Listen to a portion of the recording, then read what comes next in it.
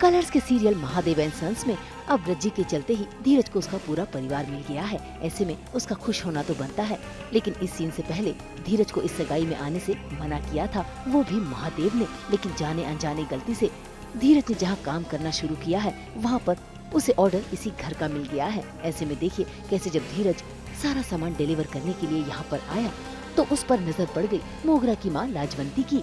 ऐसे में उन्होंने धीरज को पाते ही डांटना शुरू कर दिया, क्योंकि वो अपने भाई की सगाई में आया जो नहीं था। ऐसे में उन्होंने न जाने क्या कुछ खरी खोटी सुनाई। इतना ही नहीं, गुस्से में आकर उन्होंने तो ये तक कह दिया कि उसे कान पकड़ के महादेव के पैर पे गिरकर माफी तक मांगनी होगी। बस फिर क्या, ये बात सुनते ही रज्जी बगावत पर उतर आई और देखिए कैसे पूरी भीड़ के सामने उसने धीरज का साथ देते हुए अपनी बात रखी है और तो और धीरज का सपोर्ट भी किया है।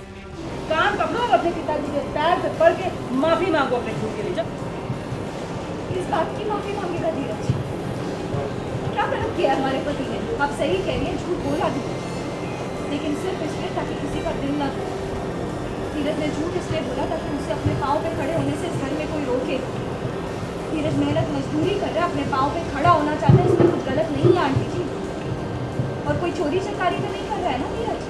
कोई फ्रॉड काम कर रहा है? नहीं कर रहा है। अपने पाँव पे खड़ा होना चाहता है, ईमानदारी से खड़ा होना चाहता है, और इस बात के लिए हम सबको धीरज पर गर्व होना चाहिए। हमें कैन उठा रहा होता है पानी की, तो वो सप्लाई घर में भी लग जाती है जहाँ पे शादी हो रही होती है, फंक्शन जहाँ पे हो रहा होता है, तो जो आंटी हैं लाजवंती आंटी वो पकड़ लेती हैं, तो पूरे घर के सामने तमाशा करती हैं।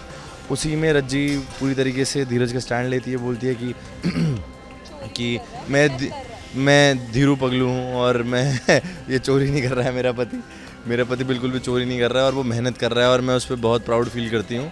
तो गर्व है मुझे, तो जो गर्व इसने महसूस किया है वो ऑडियंस भी महसूस करेगी और पूरे परिवार को ये वो गर्व महसूस कराना चाह रही है। तो धीरज भी बहुत खुश हो गया है, दिल बाग बाग हो गया है कि मेरे लिए मेरी बीवी ने स्टैंड लिया है। भाई रज्जी की बात सुनकर लाजवंती को यकीन हो गया है कि वो इतनी आसानी से इस घर में फूट डाल ही नहीं सकती। ऐसे में उसने बहाना करते हुए धीरज की बड़ाई की और वहाँ से चला गया। लेकिन धीरज की माँ चाहती है कि धीरज इस सगाई में शामिल हो। इतना ही नहीं, धीरज के दोनों भाई भी एक एक कर आते हैं, धीरज को मनाते हैं, लेकिन धीरज आने से मना कर देता है। और तभी विद्या महादेव से गुजारिश करती है। बस फिर क्या, महादेव का दिल पिघल जाता है कुछ पल के लिए और वो धीरज को इस सगाई में शामिल कर ही लेते हैं। खैर, आज सगाई में शामिल किया है, कल उसे शादी में भी शामिल करेंगे और ये काम कोई और नहीं बल्कि विद्या कर रही है। तभी तो देखिए कैसे वो पहुंच गई हैं अपनी बहुरानी के पास अपने साथ चलने की गुजारिश करने के लिए, क्योंकि उन्हें अपनी होने वाली नई बहुरानी के लिए गहने जो लाने हैं। देखो रंजीत, सब तो बिजी रहेंगे, सारे घर वाले बिजी रहेंगे, हम तो अकेले रहेंगे ना। क्या तुम आज के दिन हमारा साथ नहीं दे सकती? देखो हम तुम्हारी माँ है और माँ को कैसे मना कर सकती हो? प्लीज चलो ना, आज के दिन चलो। हाथ जोड़ना बंद कर दीजिए। आप भी ना बहुत जिद करती। तुम तो चल नहीं रही है, अरे आप प्लीज जिद मत कीजिए। कैसी जिद कर करके ना आपने अपने बिलौटे से भी हमारी शादी करवा दी।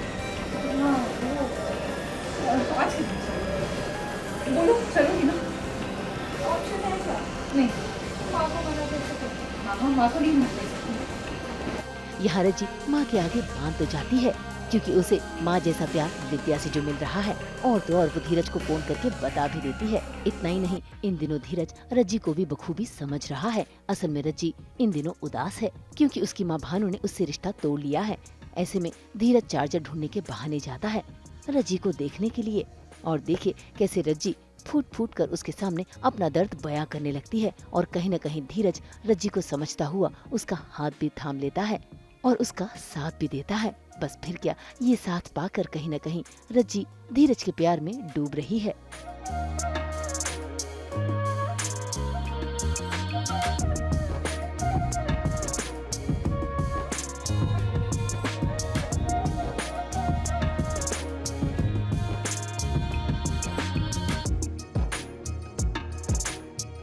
धीरज को भी रियलाइज़ हुआ कि कहीं ना कहीं रज्जी जो है इस परिवार को अपना मानने लगी है और धीरज ने डिसाइड किया है कि वो थोड़ा सॉफ्ट हो जाएगा रज्जी के टूवर्ड्स, क्योंकि रज्जी डिज़र्व करती है सॉफ्टनेस और परिवार में दोनों को ही प्यार और इज़्ज़त नहीं मिल रही है जो है। दोनों के दोनों कहीं ना कहीं एकदम से अकेले ही हो गए हैं। तो वही धीरज उसको बोलता है कि मैं तुम्हारा हमदर्द हूँ और तुम मेरी हमदर्द हो, तो मैं अपने लिए भी और तुम्हारे लिए भी इज़्ज़त कमाने की और प्यार कमाने की कोशिश करूँगा। अब देखना होगा कि कैसे धीरज को एहसास होगा अपने प्यार का और कैसे रज्जी और धीरज की जोड़ी जमेगी। मुंबई से प्रीति रानी और शीतल कावा के साथ ब्यूरो रिपोर्ट। हम तो इन लिपस्टिक्स की तरह बिखेरते ही हैं आपकी ज़िंदगी में 24/7 एंटरटेनमेंट के रंग। तो अगर आपको ये वीडियो पसंद आया है, आप इसे लाइक करें, कमेंट देके अपनी राय ज़रूर दें। ऐसे ही एक्सक्लूसिव कंटेंट के लिए हमारे चैनल को सब्सक्राइब ज़रूर करें।